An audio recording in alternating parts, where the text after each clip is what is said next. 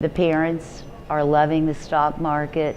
The children love the hands-on scales, and they're able to make their own money with their picture on the front.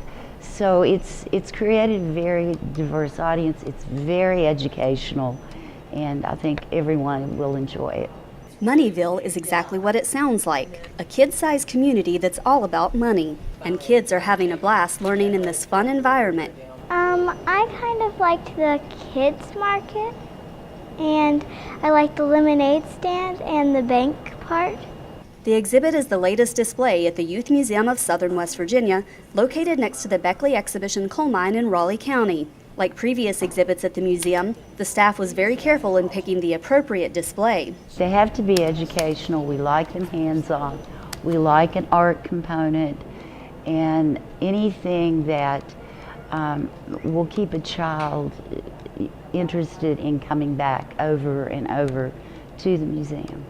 When you visit Moneyville, you can learn about everything from recognizing and counting coins to buying and selling stocks. One of the first activities kids are drawn to is the market. I liked that you got to get the food and put it in the basket and try to pay for it. Think your child is too young to start learning about a budget? Think again.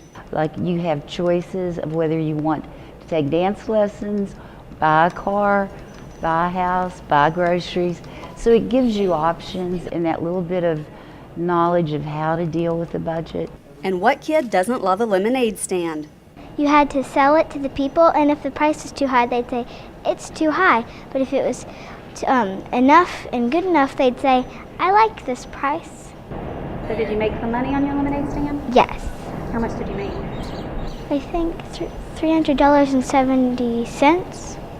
In this age of technology, where money can be traded in stocks and bonds, and you can pay for things with plastic, it may be more important than ever to teach children about dollars and cents. I know in the gift shop sometimes they have trouble counting change. They'll just have a handful of money and not know what a dollar is.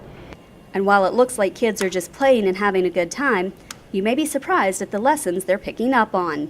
So I learned that if you earn a lot of money, but then don't earn any more money, you'd only go for like a few years. But if you start and you just keep saving your money, you can do it for how long as you want. We are seeing toddlers come in with their parents, and they're going over to the market to buy vegetables and weigh them. While they can't grasp the full scope of the exhibit, it's a start, and that's one thing we like.